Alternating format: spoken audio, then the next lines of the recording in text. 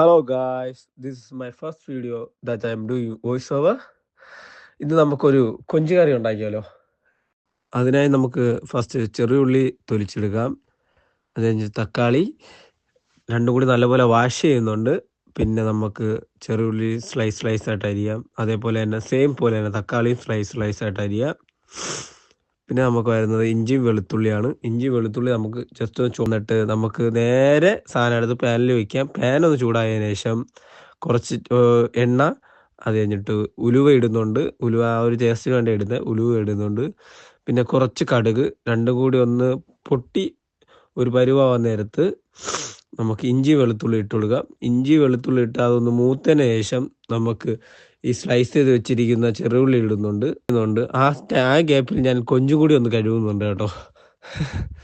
കൊഞ്ച് അത് കഴിഞ്ഞിട്ട് തക്കാളി ഇട്ട് കൊടുക്കുന്നുണ്ട്. തക്കാളിയും ഒന്ന് ജസ്റ്റ് ഒന്ന് വഴറ്റിയതിന് ശേഷം ഞാൻ കുറച്ച് ഉപ്പ് ആഡ് ചെയ്യുന്നുണ്ട്, പെട്ടെന്ന് വരണ്ട് വരാനാണ്. മസാല ആഡ് ചെയ്യുന്നു. ഫസ്റ്റ് നമുക്ക് കുരുമുളക് ഇടാം, രണ്ടാമത് മല്ലിപ്പൊടി, മൂന്നാമത് മുളക് പൊടി.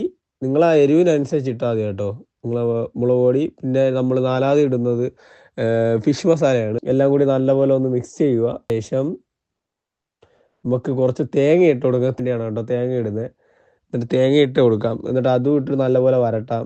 വരട്ടിയതിന് ശേഷം ഇത് ചെറിയൊരു ജാറിൽ എടുക്കുക. നമുക്കിതൊന്ന് ബ്ലെൻഡ് ചെയ്ത് എടുക്കണം കേട്ടോ. ഇത് നമുക്കൊരു പേസ്റ്റ് രൂപത്തിലെടുക്കാം. പേസ്റ്റ് രൂപത്തിലെടുത്താൽ മാത്രമേ നമുക്കൊരു ആ ഒരു ടേസ്റ്റും കിട്ടത്തുള്ളൂ. അതുപോലെ ഒന്ന് ബ്ലെൻഡ് ചെയ്ത് പേസ്റ്റ് പരുവത്തിലാക്കണം കേട്ടോ. കുറച്ച് എണ്ണ ഒഴിച്ചിട്ടുണ്ട്. ഒരു വറ്റൽമുളക് പകുതി ഇടുന്നുണ്ട്. പിന്നെ കറിവേപ്പില ഇടുന്നുണ്ട്. കറിവേപ്പില ഇതിൽ മെയിനാണ് കേട്ടോ. കറിവേപ്പില ഉണ്ടെങ്കിൽ ആ ഒരു ടേസ്റ്റും ഫ്ലേവറും കിട്ടത്തുള്ളൂ. പിന്നെ രണ്ടും കൂടെ ഒന്ന് വഴറ്റി കൊടുക്കുക. പിന്നെ അതിനുശേഷം നമുക്ക് ഈ പേസ്റ്റ് പരുവാക്കി വെച്ചിരിക്കുന്ന സാധനം എടുത്ത് അതിൻ്റെ അകത്ത് ഇട്ട് കൊടുക്കുക. ഫുള്ള് ഒന്ന് ജസ്റ്റ് ഒന്ന് ഇളക്കി കൊടുക്കുക. കുറച്ച് വെള്ളം ഒഴിച്ച് കൊടുക്കുക ആ സമയം കൊണ്ട്. പിന്നെ ഞാൻ ഇപ്പോൾ കൊഞ്ചാട് ചെയ്യുന്നുണ്ട്.